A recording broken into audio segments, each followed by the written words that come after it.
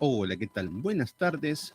Comenzamos con el estudio bíblico del libro de Oseas. Estamos en el capítulo número 7. Vamos a comenzar hoy. Estamos viendo el libro de Oseas porque estábamos estudiando el segundo libro de Reyes y habíamos llegado al tiempo de Jeroboam y al tiempo de Usías, que es donde hay un parate donde el Señor empieza a enviar profetas justo en ese momento porque iban a llegar los juicios para Israel en el norte, que estaban a punto de ir en cautiverio por el imperio asirio. Entonces vemos que ahí vemos los profetas menores que aparecen en ese tiempo para ver cómo advierten y en qué situación se encontraba esa nación en este momento. Entonces, lo que habíamos visto en el capítulo número 4, habíamos visto la controversia de Jehová con Israel. ¿Por qué controversia? ¿Qué es lo que vimos? Controversia de Israel. Fíjense que hay un versículo que resalta mucho que dice, mi pueblo fue destruido porque no tuvo conocimiento.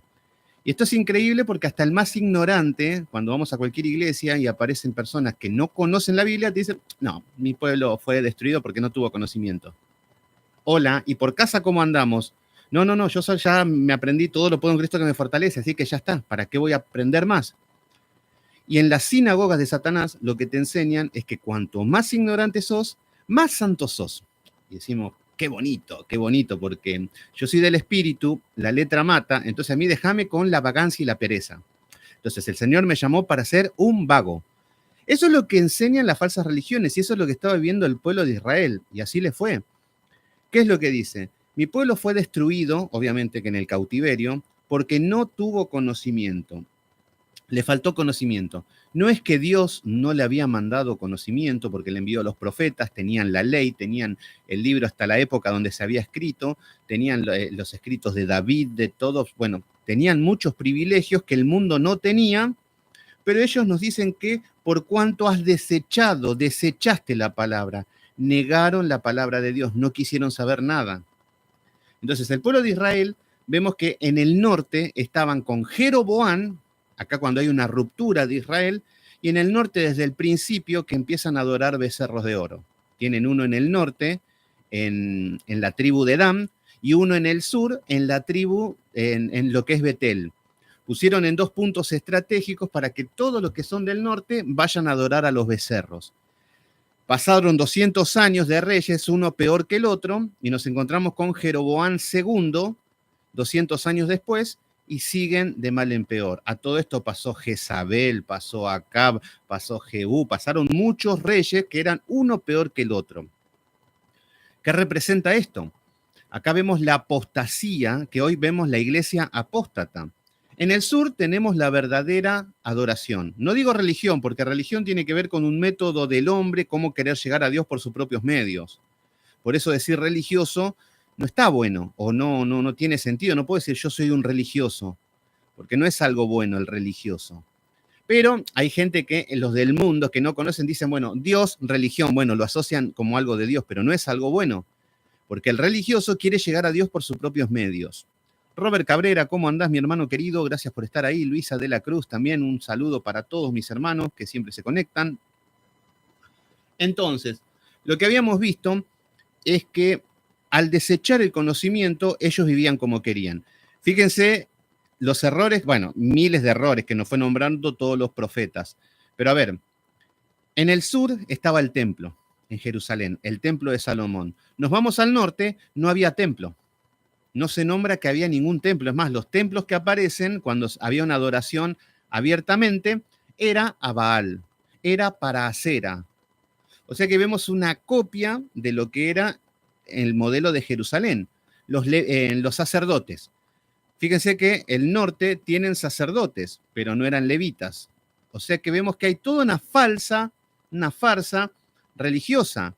Y ellos muy felices adorando a todos los dioses falsos y todo pensando que están adorando a Jehová. Fíjense que ellos decían, nosotros adoramos a Jehová. Es más, nosotros le preguntábamos, ¿ustedes quiénes son? Y del pueblo santo de Israel, el pueblo santo de Dios, ¿de quién vamos a ser? ¿A quién adoran ustedes? Y a Jehová, el que abrió el mar en dos, el que lo sacó a este pueblo de Egipto. Sí, ese mismo. Claro, después le preguntaríamos, ¿qué hacen adorando becerros? Pero bueno, hoy lo mismo. hoy todo lo puedo en Cristo, hoy Cristo me salvó, Cristo me ama, el Espíritu Santo, el Padre, el Espíritu Santo, amén, aleluya, aleluya, aleluya y amén. Así están los religiosos, pero viven igual o peor que en este tiempo. ¿Por qué digo peor que se está hoy? Porque hoy tenemos el Espíritu Santo que nos guía toda la verdad. En este tiempo no estaba el Espíritu Santo. En este tiempo solamente la palabra estaba en algunos profetas, nada más. Por eso fíjense el privilegio que tenemos de tener una Biblia, de que el Espíritu Santo nos guíe, de estudiar de los maestros de sana doctrina, pero el pueblo falso no quiere escuchar. Bueno, a todo esto, ¿qué llevaba? Yoli Gallego, Alfonso Zúñiga, bendiciones, gracias por estar ahí, mi hermano de Perú, muy bien. A ver, la falta del conocimiento en el sistema religioso te dicen que es sinónimo de santidad, porque como la letra mata, si yo estudio la Biblia, parece que les va a agarrar una ACV o no sé qué les puede pasar, pobre gente, si estudian. Pero lo que vemos es que si no estudiamos las Escrituras no vamos a conocer a Dios, no vamos a conocer su voluntad. Entonces, si no conocemos la voluntad de Dios, ¿cómo nos vamos a identificar los pecados? Si no identificamos los pecados, ¿cómo nos vamos a arrepentir? Y si no nos arrepentimos de nuestros pecados, no hay salvación. Y fíjense cómo está el sistema religioso, creyendo que están salvos y ni siquiera tienen el discernimiento de saber que se están yendo al infierno. Entonces, lo que vemos es cómo este pueblo, por no tener conocimiento, por ignorar, ¿qué es lo que viene después? Apostasía. Fíjense hoy en día de la misma manera, porque no permito a la mujer enseñar ni ejercer dominio sobre el hombre, y vemos una armonía teológica en todas las escrituras de que no hay una sola mujer pastora, no hay una sola sacerdotisa, excepto las sacerdotisas de Satanás. No vemos una mujer tomando el control del gobierno, y es falso que Débora era pastora y esas cosas. Débora fue a una guerra y ni siquiera fue a pelear, levantó a Barak. Pero hoy nos encontramos con todas las iglesias llenas de pastoras. Y es increíble, y les decimos, pero ustedes están mal de la cabeza o no entienden la Biblia, no les importa la Biblia, ese es el tema. Ahora, ¿cómo hablan de Jesús? Uf, se mueren de amor todo el día hablando de Jesús, todo el día hablando del Espíritu Santo, hasta del pecado hablan, pero viven como impíos. Ahí tenemos la falsa iglesia, igual que este pueblo de Israel. Entonces, cuando no hay conocimiento de Dios, va a haber apostasía. Fíjense que acá nos dice que ellos no pensaban en volverse a Dios porque estaban muy felices adorando la falsa religión que ellos armaron. Lo mismo pasa hoy con el sistema religioso, que están tan contentos adorando con su falsa iglesia que no tienen tiempo de volverse a Dios. Entonces acá nos dice que en su momento de tristeza, de angustia, de cautiverio, lo van a buscar y no lo van a hallar. Nos dice que han engendrado hijos extraños. La falsa religión engendra hijos extraños. Cuando hoy vemos los princesitos que andan declarando, que andan decretando por la vida, que andan adivinando, que andan hablando en lenguas, que andan haciendo tantas cosas locas, son hijos extraños, porque nacieron de la falsa religión. Y ahí tenemos hijos que dicen, yo soy hijo de pastor, tengo que ser pastor, y están a cargo de las iglesias. Hijos extraños. Está bien, puede ser que sea un llamado de padre a hijo, puede ser que Dios lo haga. Pero en muchas iglesias se toma como que ya el hijo del pastor tiene que ser pastor. Bueno, no siempre es así. Bueno, entonces, ¿qué es lo que hace la falta del conocimiento? Apostasía. Porque claro, el hombre deja la Biblia y lo que empieza a aparecer es el buenismo. ¿Con qué me voy a guiar? ¿Cómo puedo llegar a Dios siendo bueno? Y a ver, el tema es que no llegamos a el reino de los cielos siendo buenos. Y ahí está el problema. El hombre empieza a comportarse de una manera religiosa, empieza a tener un vocabulario asquerosamente y repugnantemente empalagoso. Amén, hermano, amén, aleluya, gloria a Dios, amén, hasta el cansancio. Este lenguaje religioso, muchas personas piensan que con estas matices de exceso de azúcar, digamos, de tanto, te amamos mucho, te queremos. No, no digan nada, andá y hacelo. No anden diciendo por el mundo lo bonitos que son y todas esas cosas. Pero bueno, el lenguaje religioso lleva a la gente a hacer cosas, a hacer una actuación hipócrita. Pero bueno, este pueblo vivía de la misma manera. Este pueblo, vemos que estaban en el medio de la religión. Este pueblo iba a buscar a Jehová y no lo iban a hallar. Por eso también Amós decían, vendrán tiempos, dicen Amós 8:11, vendrán días y tiempos en los que enviaré hambre a la tierra y no de pan, sed y no de agua, sino de la palabra de Dios. La gente esta iba a estar desesperada por la palabra de Dios. Y dice, pero no les voy a dar palabra, porque han rechazado a los profetas y a todos los hombres de Dios. Paola Castro, bendiciones, hermana, gracias por estar ahí. Entonces, en todo el capítulo 5 nos habla de la apostasía, la decadencia. En versículo número 13 nos dice, verá Efraín su enfermedad. Es como que va a tener que tocar fondo para verse en el espejo. Y fíjense que la mayoría de las personas se piensan de que están bien delante de Dios, piensan de que somos santos, como Absalón. Si hay pecado en mí, mátenme. Pero hasta que no tocamos fondo y no besamos la lona y decimos, soy un gusano, soy un pecador delante de Dios. Ese es el encuentro que tenemos que tener con Dios. Pero ellos tenían una enfermedad muy grave que era la falsa religión y no se podían sanar. Y vemos que estaban totalmente muy lejos de Dios. Y bueno, acá nos está mostrando todo este capítulo 5 de Amós, que este pueblo estaba en el medio de la apostasía, en el medio de la idolatría. En el capítulo número 6 tenemos un falso arrepentimiento. Fíjense que le empiezan a decir a Oseas, empiezan a decir, volvámonos a Jehová. Él nos curará, Él nos vendará. En el tercer día nos levantará, nos resucitará. Conoceremos a Jehová, vamos a estudiar, vamos a hacer campaña, vamos a sacar la Biblia, vamos a estudiar hasta las 3 de la mañana, vamos a hacer vigilia 24 horas, vamos a ayunar 47 días y vamos a diezmar 850 veces al mes. Ahí está el hombre prometiendo, hablando, y así somos nosotros. Señor, acá estoy. Yo sé que eres bueno, yo sé que eres fiel, que moriste por mí, que bla, bla, bla, que bla, bla, bla, que bla, bla, bla, perdona mis pecados, que bla, bla, bla, que bla, bla, bla, pero sigo viviendo igual. Pero eso sí, con un vocabulario religioso. Perdónanos, Señor, que somos pecadores. Acá estamos tus princesos pecadores. No somos todos pecadores. ¿Cuántos lo creen, hermano? ¿Son pecadores? Amén, amén, somos todos pecadores.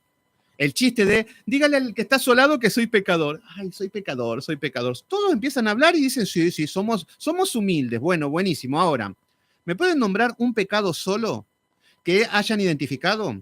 Y que lo estén trabajando conforme a las escrituras y que estén mortificándolo día a día, no va a haber uno que levante la mano. Porque mientras hablamos del pecado como algo que, bueno, no soy perfecto. Muchos dicen del pecado como decir, bueno, no soy perfecto. Estas personas de la misma manera estaban así. Vamos a conocer más a Dios, vamos a buscar. Él nos va a vendar, Él nos va a sanar, Él nos va a bendecir. Después nos dice, vendrá a vosotros como lluvia temprana, como lluvia tardía, querían milagros. Entonces, ese dígale el que está a su lado, a ver, un paréntesis hago. Nunca me gustaron esas estupideces, esas cosas religiosas. Mira el que está a su lado y dígale, el Señor te ama y esas cosas.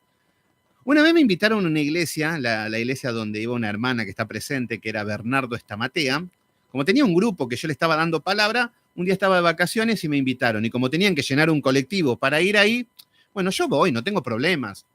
Y no quiere decir que vaya a un lugar hereje, me va a contaminar en algo. O si voy a una iglesia católica, no me va a contaminar en nada.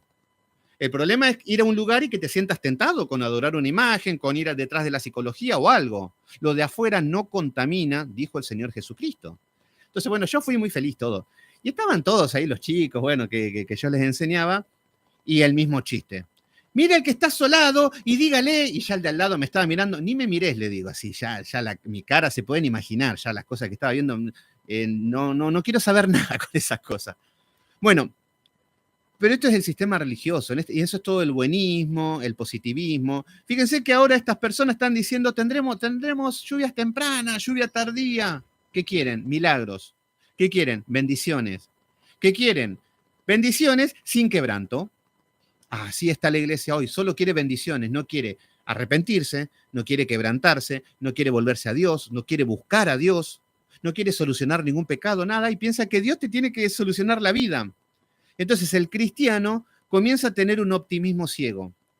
Entonces, ¿nunca se cruzaron con cristianos que son optimistas, ciegos? El Señor te lo tiene que dar. No importa si estoy caminando en obediencia, nada, pero el Señor me lo tiene que dar. Porque Él no es hijo de hombre para que mienta. El tema es que ¿quién te dijo que te iba a dar eso? Y menos así como estás caminando.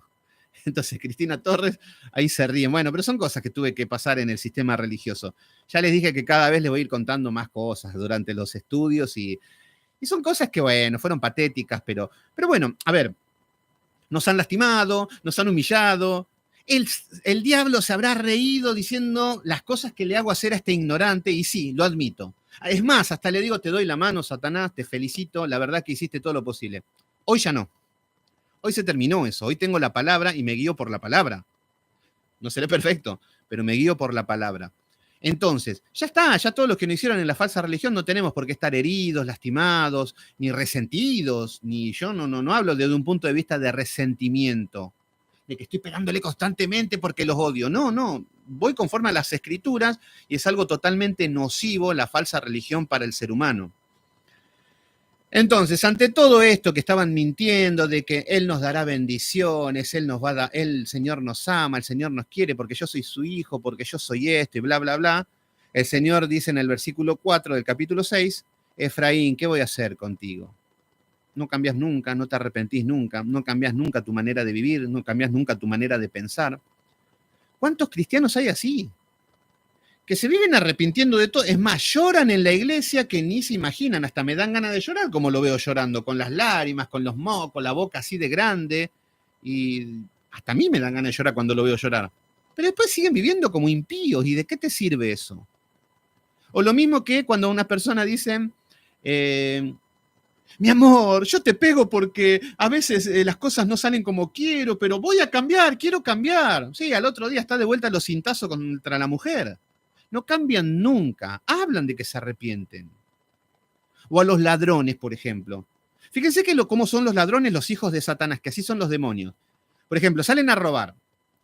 Te agarran acá en Argentina está muy de moda los motochorros, se dicen. Son dos personas que van en moto, entonces van con la moto, viene una persona, se bajan, le ponen con un arma en la cabeza, le roban todo, lo golpean, se suben a la moto y se van.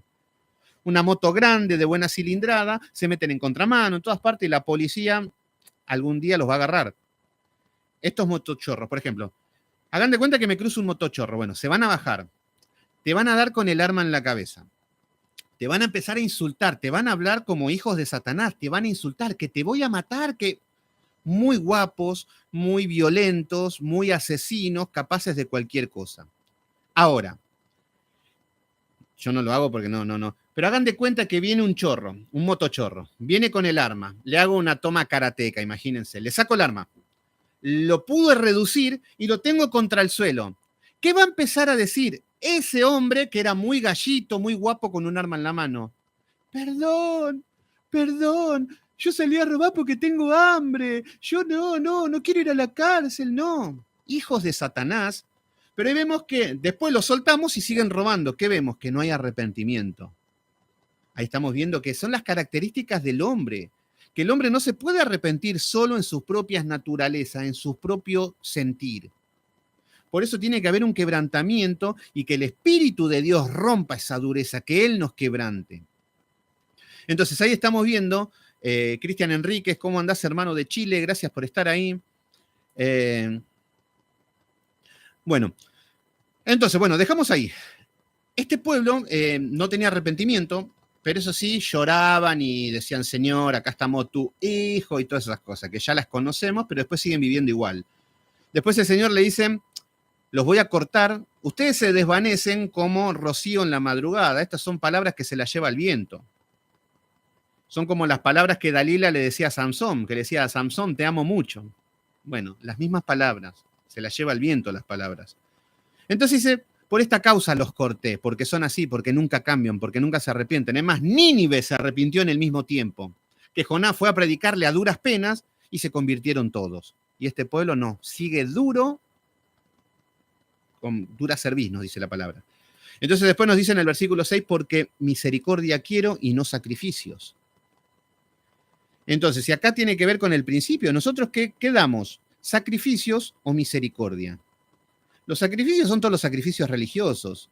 un año que tengo asistencia perfecta en la iglesia.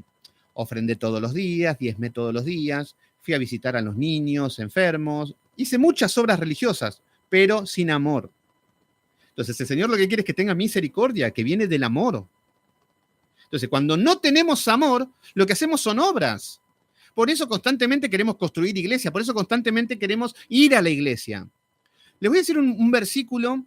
Fíjense que los religiosos, los princesos y los que no tienen Biblia, no conocen nada de la Biblia, pero para hacerte ver el pecado y para hacerte sentir mal y para que tengas una culpa, y más a todos los que están sin iglesias, les van a decir, hermanos, tenemos que obedecer porque la palabra dice, no dejemos de congregarnos como algunos tienen por costumbre. Así que, hermanos, es un mandato. Juanito, hay 800.000 mandatos y no obedeces uno. Ahora, este sí, pero ¿qué es lo que pasa? Ahí vemos al religioso poniendo yugo, poniendo cargas, y estos son los sacrificios que hacen.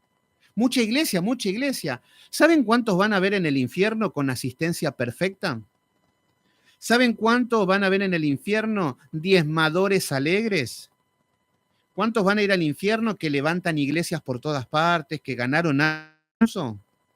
Porque no es por obras.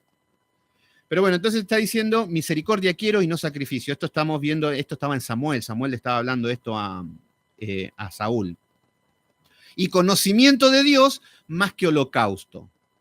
¿Qué significa el conocimiento de Dios?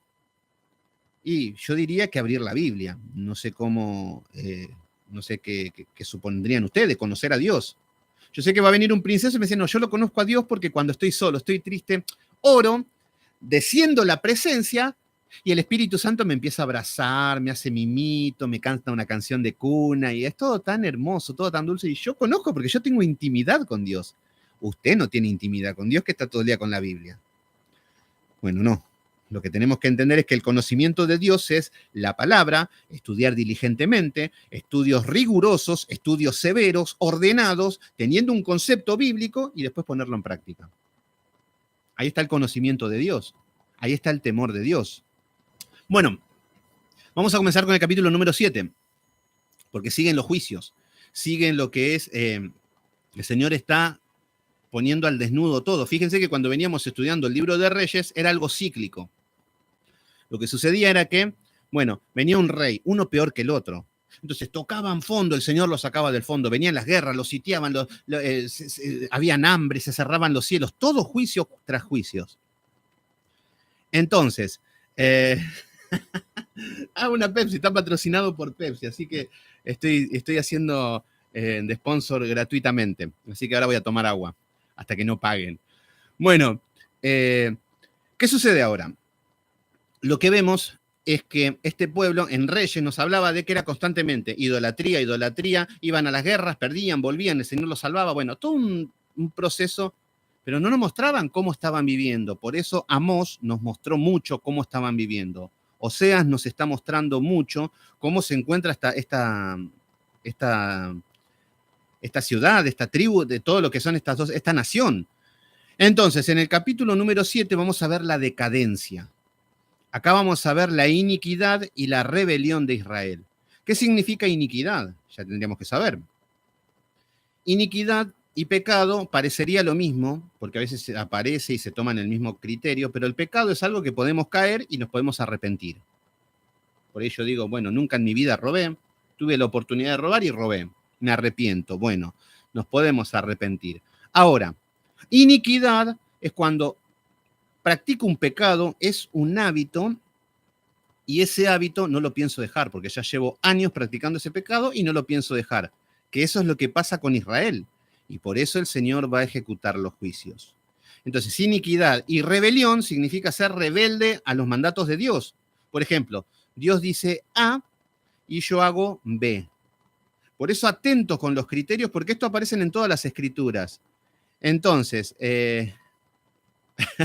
bien, ahí Andrea Jiménez, las iglesias te ponen a pagar boletos de... Sí, no, bueno, hacen cada cosa en las iglesias que si nos ponemos a hablar no terminaríamos más. Por eso el pueblo de Israel nos está representando, las iglesias corruptas y todo lo que es el entorno religioso. Bueno, rebelión, a ver, antes de entrar en esto. A ver, siempre les hablo de dos tipos de pecado que tenemos que estar atentos. Dos nada más, que después de eso derivan miles. Primero, rebelión. ¿Qué significa rebelión? No hacer lo que Dios dice. Entonces, si la palabra dice no matarás, y si mato, eso se llama rebelión. Si dice la palabra no adulterarás y adultero, eso se llama rebelión. Soy un rebelde a lo establecido, a la palabra de Dios. Por ejemplo, no sé, porque no permito a la mujer enseñar ni ejercer dominio sobre el hombre, y tenemos pastoras, eso se llama rebelión. Entonces, ese es el pecado de rebelión, de no hacer lo que Dios te manda. Y después tenemos el pecado de presunción. Ojo con esto, que esto es para los religiosos. El pecado de presunción significa que yo hago lo que Dios no me mandó a hacer. ¿Se entiende? Hagan de cuenta que yo ahora amanezco y digo, ay, yo quiero ser pastor y me voy a una iglesia y me pongo a pastorear. Y si Dios no me mandó, tengo el pecado de presunción porque yo presumo de que Dios va a hacer esto. Entonces, acá veo a alguien en el grupo y el Señor me dice que lo va a bendecir y le va a sanar ese cáncer. Pecado de presunción, porque yo presumo de que Dios quiere que diga esto o que Dios quiere que haga esto. Entonces, esos son los dos pecados, no hacer lo que Dios manda y hacer lo que Dios no manda. Fíjense que acá se mezclan esos dos tipos de pecado. Rebelión porque no hacen lo que Dios le había mandado. Por ejemplo, este pueblo tenían que ir a festejar las fiestas solemnes que tenían la fecha establecida para ir a Jerusalén y ahí festejar las fiestas solemnes a Jehová. Ahora, ahí están en rebelión porque ellos se quedaron en otro lado. Ahora, pecado de presunción, ellos imaginaron, suponían que tenían que adorar en el norte y en el sur, en Dan y en Betel. Ellos, la presunción de ellos, vamos a adorar becerros. Entonces, estaban haciendo lo que Dios no le mandó, aunque ellos muy felices creyendo que era de Dios. Entonces, tengamos que tener mucho cuidado. O rebelión o presunción. Ojo, porque somos muy de hacer cosas que Dios no nos mandó, ¿eh? ¿Cuántas veces estamos hablando constantemente? No, porque Dios me dijo, porque Dios me mandó, no, porque Dios quiere esto, porque Dios quiere lo otro. Y el tercer mandamiento es no tomarás el nombre de Dios en vano. Bueno, capítulo número 7. Nos dice, mientras curaba yo a Israel, se descubrió la iniquidad de Efraín. Bueno, acá está diciendo que sale a la luz la iniquidad. Ellos, ante los ojos del mundo, ellos eran príncipes, ellos eran el pueblo de Dios, el pueblo elegido. Imagínense que todas las naciones vecinas tenían toda la historia latente. Josué, ese Josué, hasta el sol se detuvo con Josué. Moisés, no sé lo que era Moisés, no, Bueno, se conocían toda la historia y este pueblo, acá, nosotros, yo soy del pueblo de Israel, claro, es mi Dios al que yo adoro. Y ellos se jactaban de una religión, obviamente que ellos eran parte de Dios. Vivían como reyes, tenían casas de invierno, casas de verano, tenían casas de piedra labrada, talladas. Ellos eran influencers a nivel mundial, eran muy, en este momento de la historia, en el tiempo de Jeroboam, estaban en una buena posición y estaban creciendo. Pero en ese momento el Señor dice que descubrió la iniquidad de Efraín, sacó a luz ese pecado que no piensa abandonar. Y nos dice, y las maldades de Samaria. Samaria era la capital de Israel. Samaria era una región totalmente, comienza con una gran idolatría que cada vez va a ser peor y nos muestra la maldad. Entonces, la maldad empieza a salir a luz de que no piensan corregir esa maldad, esa malicia que hay. ¿Cuántos hermanos conocemos en el sistema religioso que tienen malicia y no piensan cambiar? Les podría dar nombres, pero no quiero ser tan malo. A ver, hay personas que tienen malicias en la iglesia. ¿Qué hablamos ya de los cristianos malos en la iglesia? ¿Por qué son peores que los del mundo? No estoy hablando de todas las iglesias, porque ya va a salir el hermanete, porque no son todos, no, obvio que no son todos malos, pero la gran mayoría estoy hablando por qué los cristianos son malos, rebeldes, dañinos, lastiman a las personas, las pisotean, las humillan. ¿Por qué? Porque hay malicia, porque hay maldad como este pueblo de Samaria. ¿Y por qué hay maldad? Porque el hombre, muertos en sus delitos y pecados, llega al sistema religioso y en lugar de arrepentirse de sus pecados, de aceptar a Cristo como su Señor y como su Salvador, de querer cambiar su vida, no, le dicen de que él es un princesito y que Dios le quiere hacer feliz y que Dios tiene un plan maravilloso para su vida. Entonces el hombre muerto en sus delitos y pecados va a decir, esto me gusta, esto me interesa. O sea que encima tengo poderes. Sí, hermano, porque somos hijos de Dios. Encima puedo resucitar personas. Sí, claro, porque Jesús resucitaba personas. Encima puedo hablar y atar a Satanás. Sí, claro que podés atar a Satanás porque el Señor nos dio autoridad.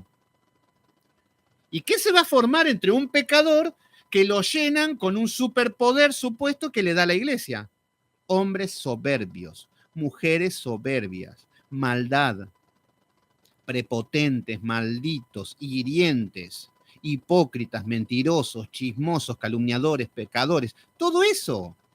Eso es lo que pasa cuando la gente entra en la religión. Por eso yo digo, bueno, yo tengo mis amigos que serán pecadores, pero no son como los religiosos de iglesia que se creen santos. Hagan de cuenta que mi amigo, que es un fornicario, que ya sabemos porque vive en el mundo y no conoce a Cristo, que me digan, ay, yo soy santo, vos sos pecador. Bueno, eso es lo que pasa en la iglesia. Por eso están así. Entonces, acá el Señor está descubriendo la maldad de Samaria, porque hicieron engaño y dice, y entra el ladrón y el salteador despoja por fuera. Entonces, acá está hablando del engaño, acá está hablando de la mentira, acá está hablando de toda la perversidad que empieza a salir a luz, de toda la iniquidad de Israel. Versículo número 2. Y no consideraron en su corazón que tengo en memoria toda su maldad. Este es el problema. Fíjense que nos viene diciendo que este pueblo fue destruido porque no tuvo conocimiento. Bueno, el no tener conocimiento de Dios, vamos a pensar de que las cosas son por casualidad. Bueno, la verdad que no tengo dinero porque, bueno, la economía, no hay trabajo. Y no somos capaces de pensar que es un juicio de Dios. Bueno, acá ellos no consideraban de que Dios tenía memoria de la maldad. Ellos vivían en maldad pensando de que Dios no iba a decir nada. De que Dios, todo bien, total, son mis hijos amados. Eso es no tener conocimiento de Dios, no conocer su santidad. Entonces dice, ahora les rodeará sus obras delante de mí están. Entonces, todas las obras, el Señor está diciendo, voy a juzgar todas las obras. Y ahora va a empezar a nombrar muchas cosas. Espero que podamos adelantar bastante. Bueno, hasta donde lleguemos, igual ya saben cómo es esto. Versículo número 3. Con su maldad alegran al rey. Fíjense que complacen siempre al rey con su maldad. Los sacerdotes le dicen lo que quieren escuchar. Los consejeros le dicen lo que quieren escuchar.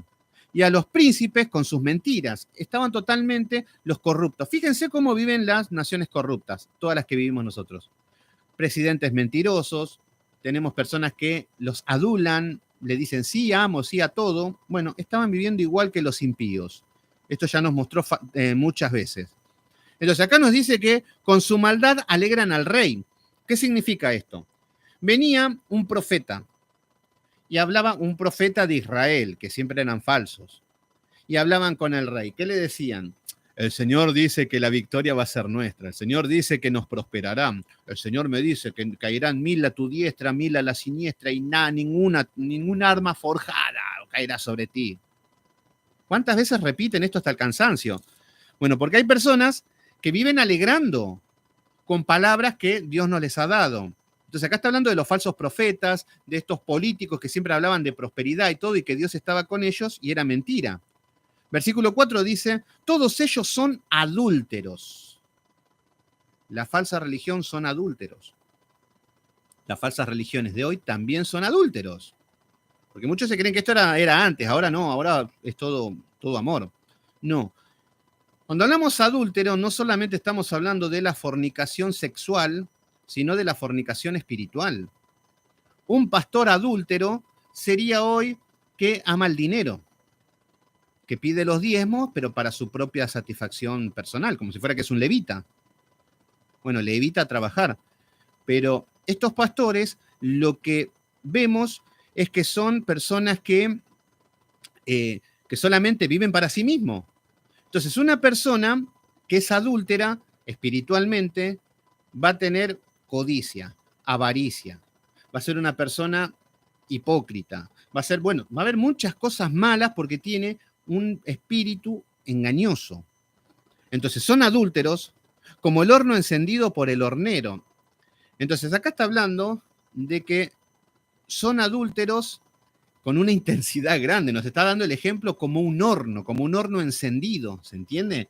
Acá nos habla de eso, de muy apasionado, de, no quiero decir lascivia, esas cosas, porque entraría, pero no es el objetivo. Está hablando de algo intenso, de algo fuerte, de algo apasionado.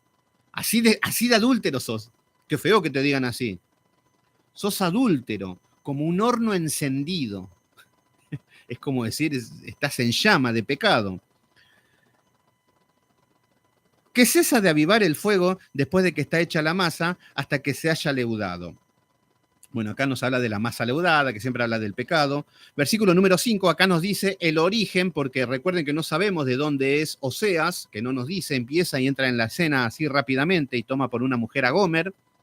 Nos dice, en el día de nuestro rey, fíjense que acá está hablando que en el día de nuestro rey está hablando para Israel, y él está hablando como que el rey de ese momento era Jeroboam. Está hablando de que en el día de nuestro rey, los príncipes lo hicieron enfermar con copas de vino. Extendió su mano con los escarnecedores. Bueno, está hablando del rey con el que les tocó. El rey tenía un mal ejército consejero. Lo mismo que los presidentes. Los malos presidentes tienen consejeros malos. Tienen gente ineficiente, gente incapacitada. Versículo número 6. Aplicaron su corazón semejante a un horno, y sus artificios, toda la noche duerme su hornero, a la mañana está encendido como llama de fuego. Todos ellos arden como un horno, y devolvieron a sus jueces, cayeron todos sus reyes, no hay entre ellos quien a mí clame. Fíjense que está nombrando a todos los consejeros, a los consejeros del rey, a los profetas y a todos, y no hay uno que clame a Dios. Y está hablando de una nación. No está hablando de una iglesia, que decimos, bueno, una iglesia, son todos malos, hay 800.000 iglesias. No, está hablando de una nación. Eran millones. Entonces, no recuerdo cuántos millones hay en esta época, pero si lo buscamos vamos a ver que eran millones. Y de millones, no hay quien clame a Jehová. Qué bonito. Si incluso Elías decía, solo yo he quedado y dice, bueno, no, porque solamente hay 7.000 rodillas que no se han inclinado ante Baal. Bueno, 7.000 de millones. Ahora nos está diciendo que no hay nadie. ¿Se entiende? Entonces, a ver, de todo este entorno religioso. Entonces, no hay entre ellos quien clame a mí. ¿Qué significa esto? Clamar. A ver, y acá está el problema. Para muchos, clamar es gritar. Fíjense que es simple, el religioso lo soluciona todo muy rápido. Vamos a clamar a Dios, amén, Señor, acá estoy, Señor. Y se rasgan la vestidura, se pegan, patean las puertas y se creen que eso es clamar. No, eso es gritar. Si utilizamos el sentido común, eso es gritar. Clamar a Dios tiene que ver con que ya una persona no encuentra salida y está totalmente desesperado. Y eso es un grito desesperado, pero parte de un corazón contrito, humillado y desesperado. No es gritar por gritar. Si no, sería divino. Gritamos y ya está, clamamos. Qué bonito que sería. Pero acá no había ninguno que esté arrepentido, ninguno que esté quebrantado, ninguno que busque a Dios. Todos vivían como reyes. Versículo número 8. Efraín se ha mezclado con los demás pueblos. Efraín fue torta no volteada. Que empieza, recuerden que cuando decimos Efraín está hablando de todo Israel. Todo Israel. ¿Qué dice? Se ha mezclado con los demás pueblos. Bueno, ellos hacían pactos con todos los pueblos, ellos que iban detrás estaba todo bien con todos, pero esto significa que estaba muy feliz en el mundo, Israel. ¿Cómo está la iglesia hoy? Muy feliz en el mundo. Pero lo más triste es que no es que, bueno, la iglesia está metida en el mundo. No, el mundo está metido en la iglesia. O sea que no tiene ni la necesidad de salir de la iglesia. Por eso vemos que todas las cosas malas que hay en el mundo ya están metidas en la iglesia. Fíjense que van a una iglesia y tienen rock and roll, tienen música, tienen una odalisca bailando ahí semidesnuda. Después tenemos un loco que canta, tenemos títere, tenemos magia, tenemos brujería, tantas cosas, todo lo que hay en el mundo está en la iglesia. Bueno, Israel también. Ellos se habían mezclado con los demás pueblos cuando les estaba totalmente prohibido.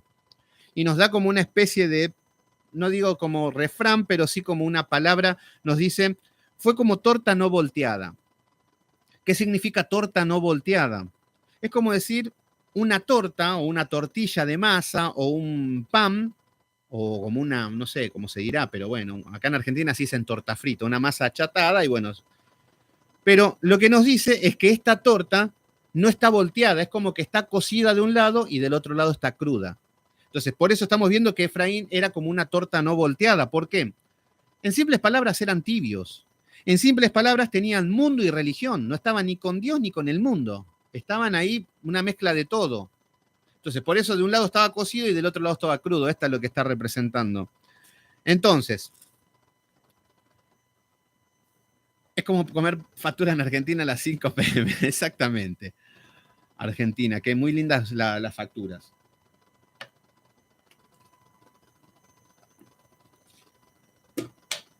Bueno, versículo número 9. A ver, recuerden que cuando estamos viendo los profetas, estamos viendo en qué tiempo se están dando las profecías y a quiénes se están dando las profecías y cómo estaba el pueblo. Le estaba hablando de los profetas. Recuerden que, por ejemplo, aparece Jonás y está hablando una profecía a un pueblo. ¿Para quién? Para Nínive. Buenísimo. Aparece Amós, otro profeta menor. ¿A quién le está hablando? A Israel, porque se está por ir al cautiverio. Aparece Oseas. ¿A quién le está hablando? A Israel por su juicio, por el pecado y todo. Ahora, aparece Daniel de la misma manera. No. Ahí está hablando que va a venir un dinosaurio y se va a ir volando a la luna. Que después va a venir un anticristo con una espada y los va a matar a todos y después van a descender los ángeles. Y después nosotros que estamos en el cielo vamos a venir con cuerpos glorificados a la tierra y con cuerpos glorificados en la tierra podemos tener hijos con seres humanos pecadores. Y bueno, y salen cada cosa. Entonces, ojo con interpretar las profecías como todo futurista y todo esto es para mí ahora y en este tiempo, obviamente. ¿Para quién va a ser? No, estudiémoslo como deben ser los libros. Por eso, fíjense en el versículo número 9, que nos dice, devoraron extraños sus fuerzas. Y acá ya, de las denominaciones que me está diciendo Janina, ¿qué van a decir? Extraños devoraron tus fuerzas, porque viene Satanás, vienen los espíritus, viene Belcebú, viene Bemot, viene el demonio de Huachipurú y que te viene a robar las fuerzas. Pero nosotros, como tenemos el Espíritu Santo, luchamos y peleamos. No, no es nada de eso. Pentecostales, neos, carismáticos. Extraños devoraron sus fuerzas. Nos está hablando, a ver, fíjense que si leemos esto, extraños devoraron extraños sus fuerzas, ¿qué significa? Parece como que los demonios los atacaron, los demonios. Vemos una fuerza demoníaca y podemos empezar a sacar profecías locas. Pero si damos vuelta a la página y vemos de lo que está hablando, nos está diciendo que este pueblo estaba mezclado con el mundo. Entonces, al vivir en el mundo, nos empieza a devorar y empezamos a perder las fuerzas espirituales.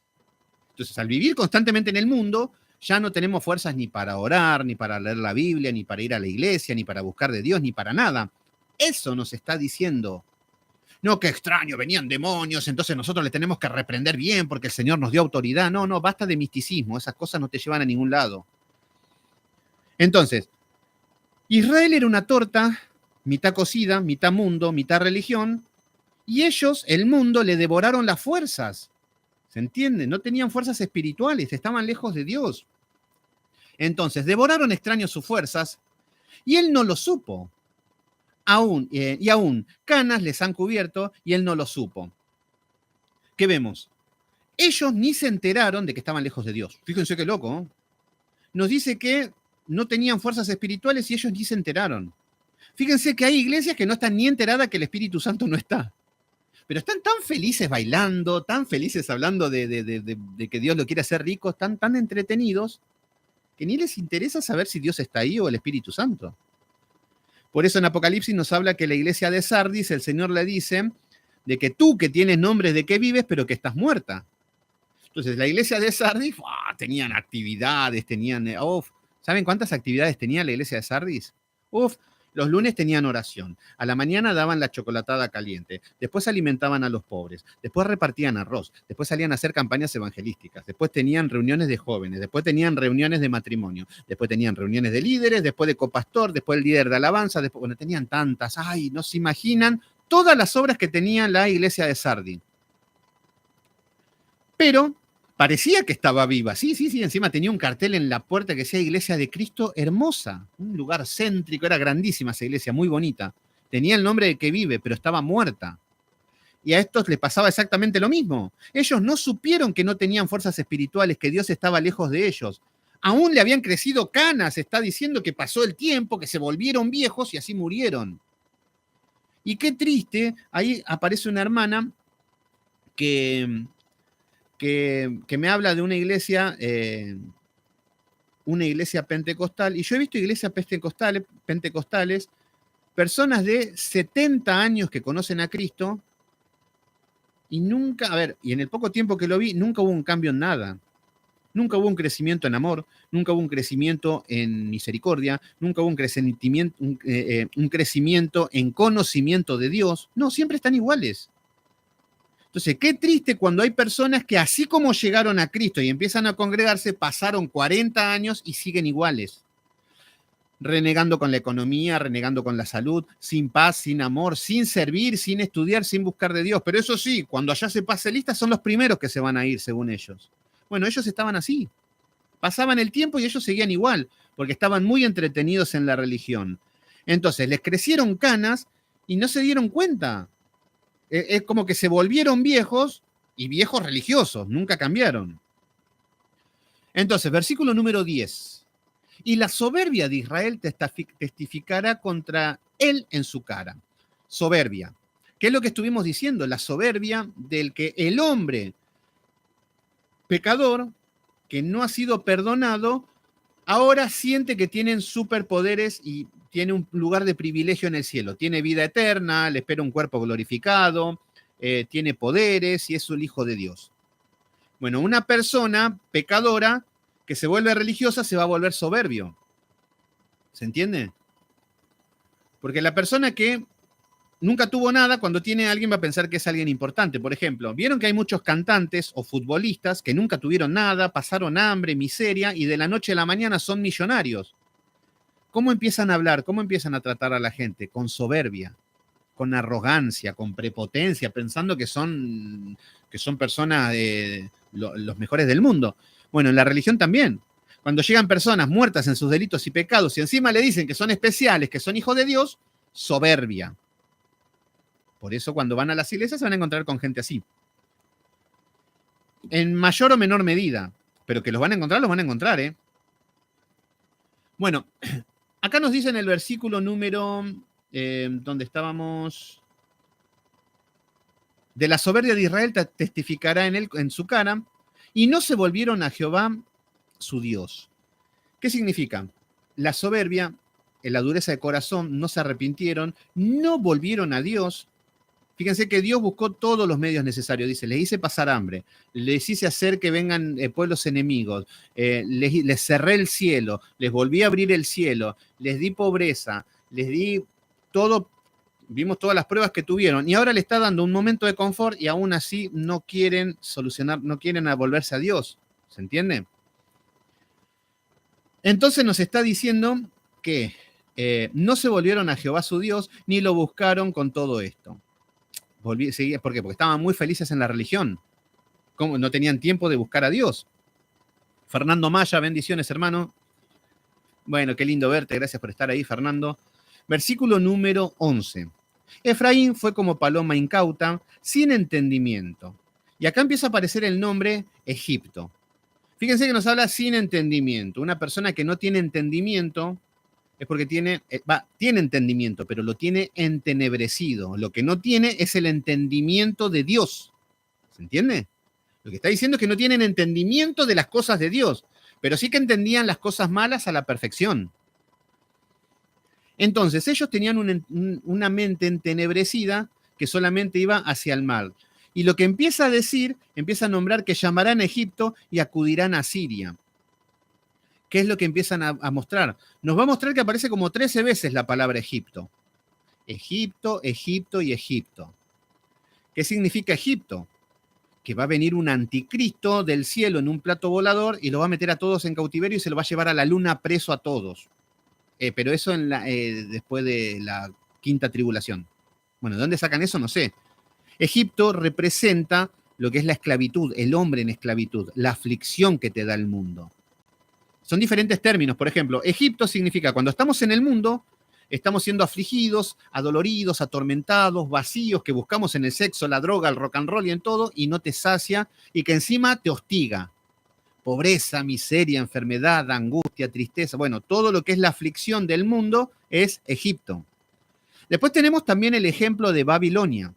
Babilonia representa el mundo, pero representa los placeres, el confort. Entonces, ay, qué lindo ver Babilonia. Digo, ay, me quiero ir al cine, me quiero ir a McDonald's, comerme un Mac triple de 80 hamburguesas, 50 litros de gaseosa, comer helado, después salir de vacaciones, me voy a Cancún, después me voy a bailar, me voy a comer a la costa, a la luz de las velas. Ay, qué lindo. La verdad que Babilonia te ofrece muchas cosas que son agradables al confort del hombre. Qué lindo viajar en un crucero, bañarme en un jacuzzi y que me hagan masaje. Bueno, todas esas cosas es Babilonia. Me voy con mis amigos a tomar, a beber, me voy a comer. Bueno, todo eso, vemos que, todo eso representa Babilonia y el confort de Babilonia. Entonces, y eso es lo que más nos tienta. Nos tienta mucho cuando estamos medio afligidos. Oh, me quiero ir al mundo. Oh, me quiero, más sí. Agarro el teléfono, llamo a un amante, llamo a un hombre, a una mujer, llamo a mis amigos, nos vamos total. Bueno, eso es Babilonia. Egipto es el azote, la aflicción. Entonces, acá ya empieza a nombrar Egipto. Entonces, pero recuerden que estamos estudiando un contexto bíblico. No nos podemos ir a cualquier lado porque sí. No nos podemos ir a un rapto secreto cuando no lo hay. No nos podemos ir a una tribulación cuando ya están en tribulación. ¿Se entiende? Entonces, lo que nos está diciendo es que llamarán a Egipto. ¿Qué significa? Primero, que van a ir a cautiverio a Egipto.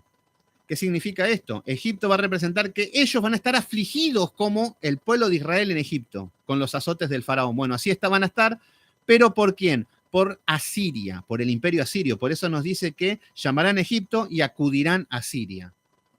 Van a pedir consejo en el mundo.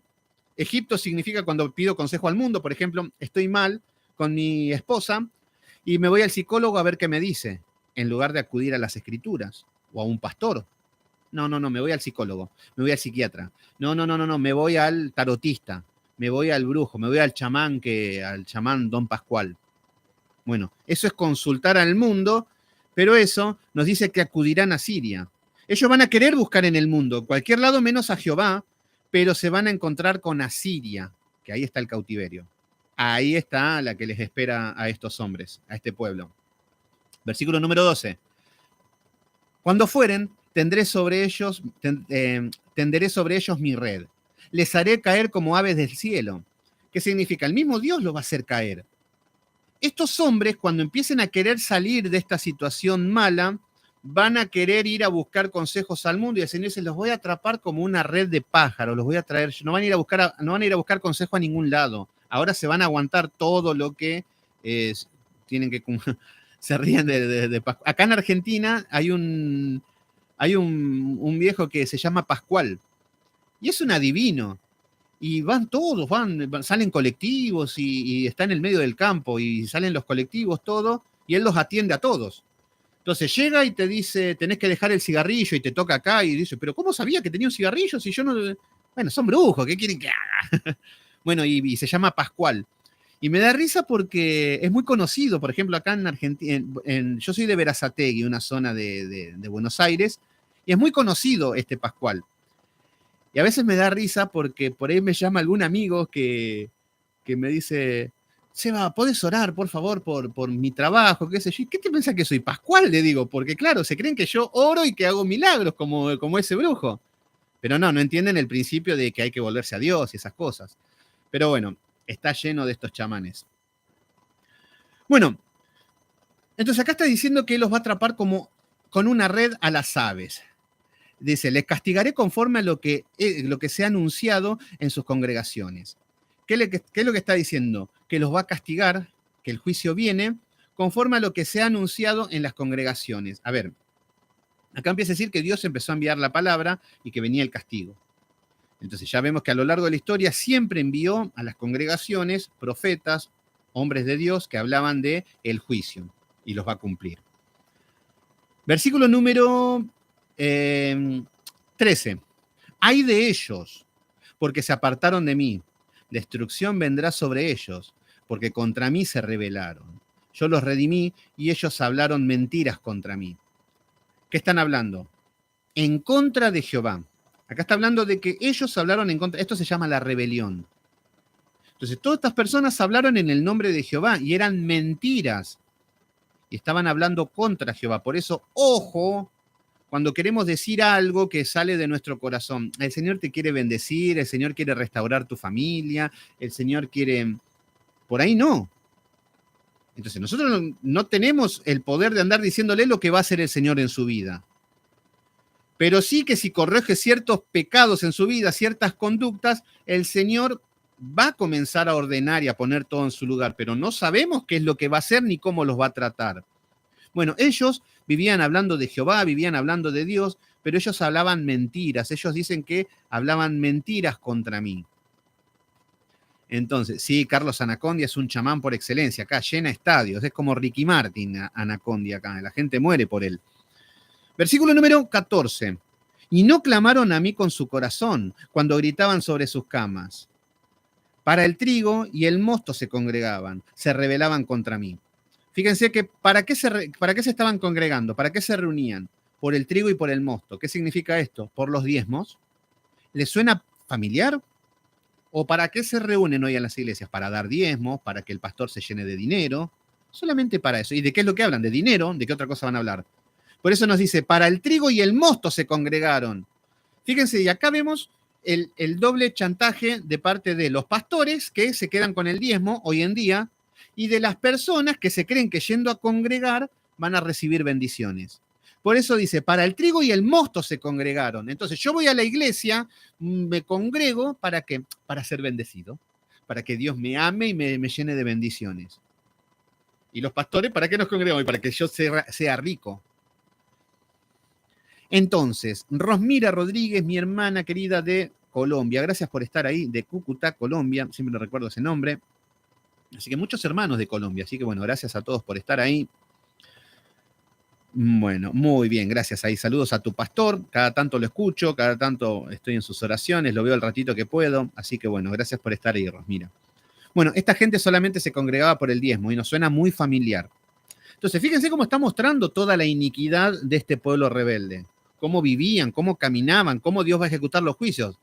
Ahora, nosotros pensamos que eso les pasaba a ellos. Capaz que tendríamos que tener un espejo y ver si realmente somos como ellos o estamos tratando de no ser como ellos. Yo creo que nosotros estamos mirándonos en un espejo y tratar de ser lo menos posible como este pueblo. Esa es la idea de los estudios. Versículo número 15. Aunque yo los enseñé y fortalecí sus brazos, contra mí pensaron mal. ¿Qué significa? Que el Señor les dio todo, que el Señor los fortaleció, que el Señor le dio palabra, los guió por las sendas de justicia, y ellos pensaban mal contra Dios. Y esto nos pasa a veces. Y una vez yo me enojé con Dios. No es algo lindo, pero una vez que las cosas no me salían como querían, quise intentar una nueva oportunidad pensando que Dios estaba conmigo, fui como un buen princesito y me di la cabeza de vuelta contra la pared y pensé de que Dios estaba enojado conmigo, que se estaba riendo de mí, que se estaba burlando, y hasta yo pensé mal de Dios. Yo pensé que todo esto lo estaba haciendo a propósito para verme sufrir, porque yo era un princesito.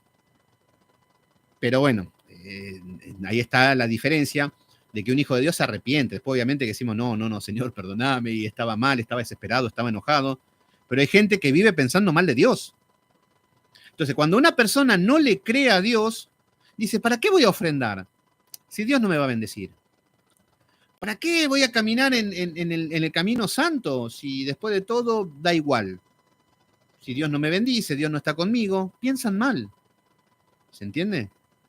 Fíjense, la verdad que los políticos roban, matan y viven felices. Se ve que Dios es así, vamos a robar, matar y total. Dios es malo, es perverso, Dios es un chanta. Así piensan muchas personas, de que Dios tiene una doble moral. ¿Por qué?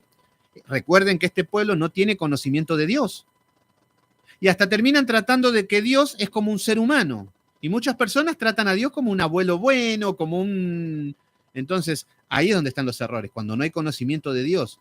Si conociéramos un poquito su santidad, su deidad, su majestad, temblaríamos a la hora de escuchar su nombre.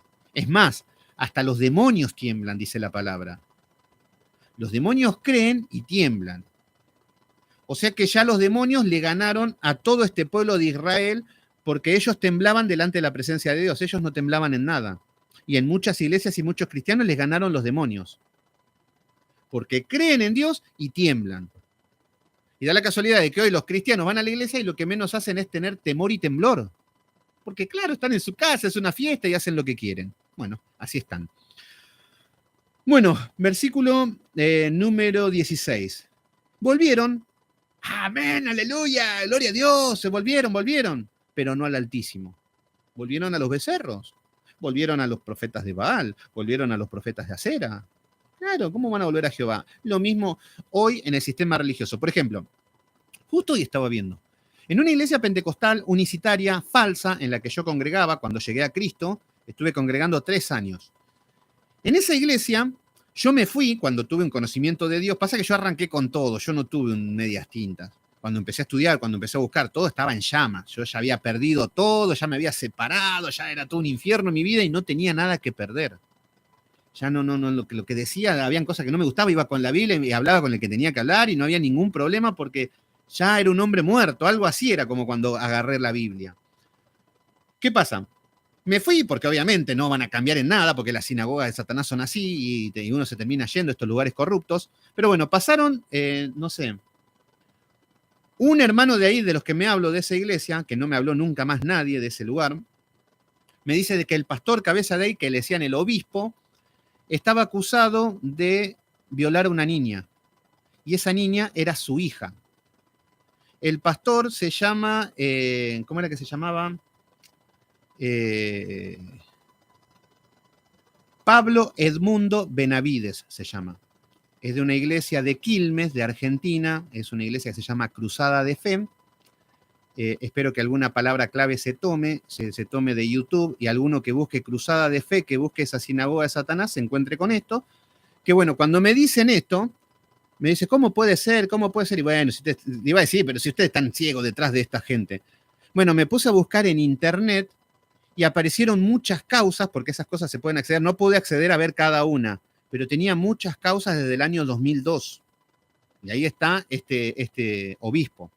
Bueno, el tema es que se pelearon por problemas financieros, por económicos, porque habían dinero ilícito, cuentas, fraude, muchas cosas.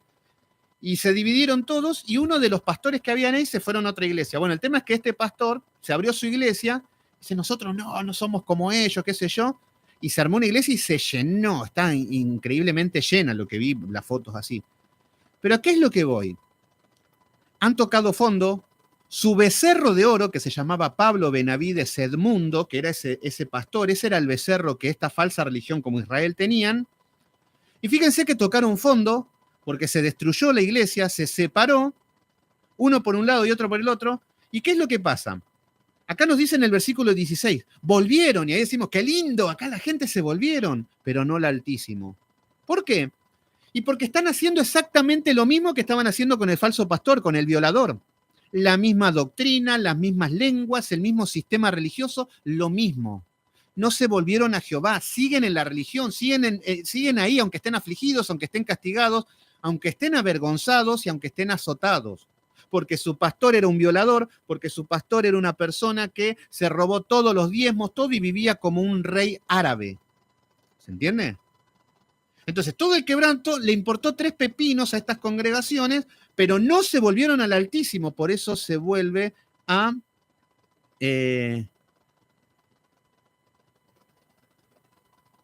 ahí está, bueno, Rosmira Rodríguez, todo lo que es YouTube censuran muchas palabras, por eso yo trato de hablar un poquito para que no bloqueen los canales, eso trato de ser sutil, pero bueno, es eso lo que me decís en privado.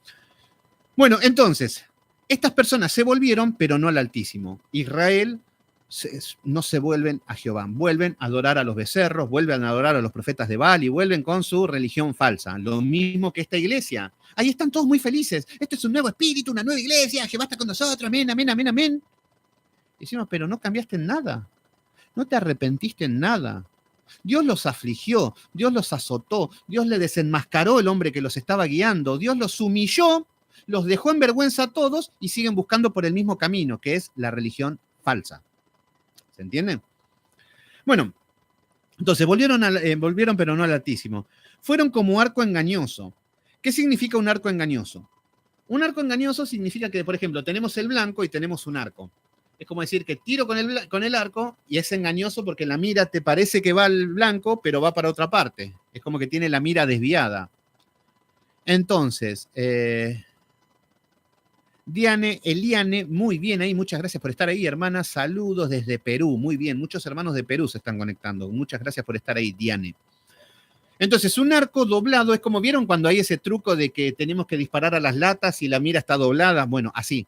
Ellos pensaban que estaban dando en el blanco, pero estaban tirando torcido. Y eso se llama pecado. Pecado significa desviarse del blanco.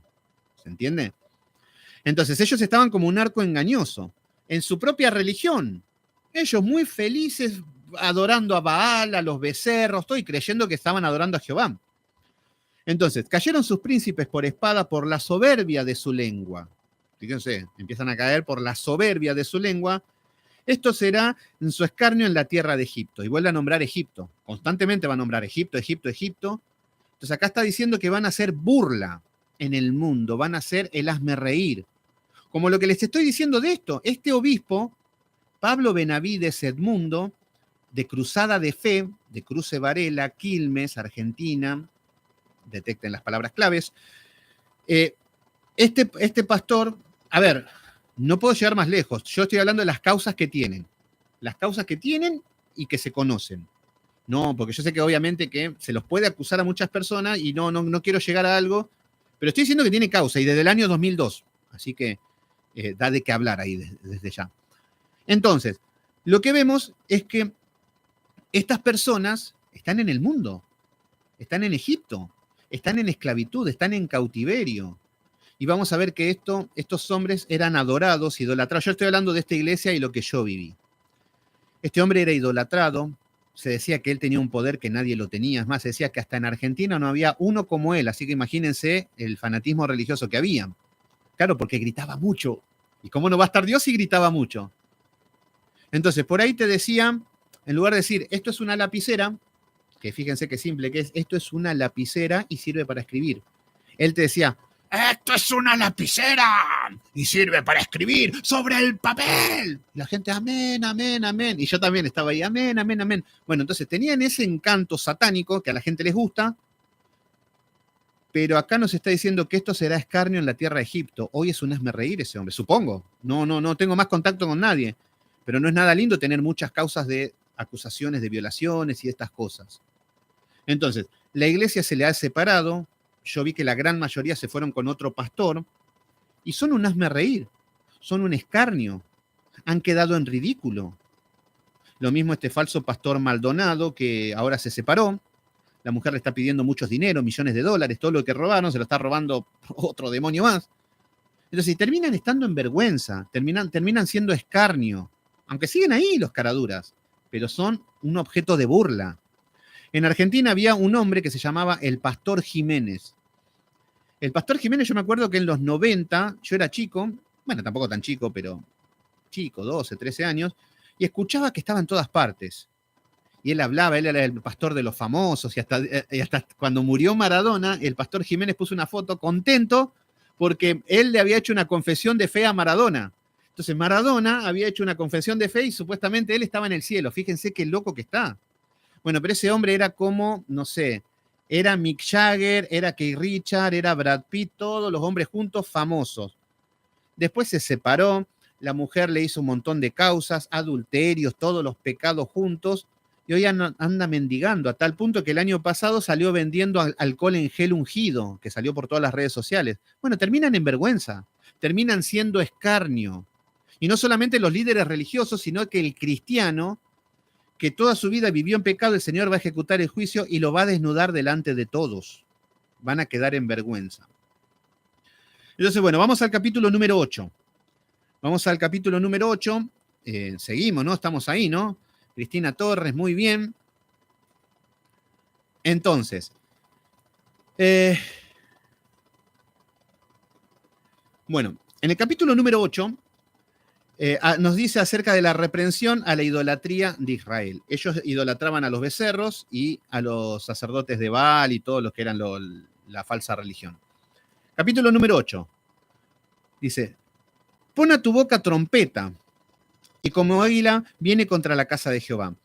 Bueno, acá lo que dice es que pon a tu boca trompeta. Esto significa una alarma.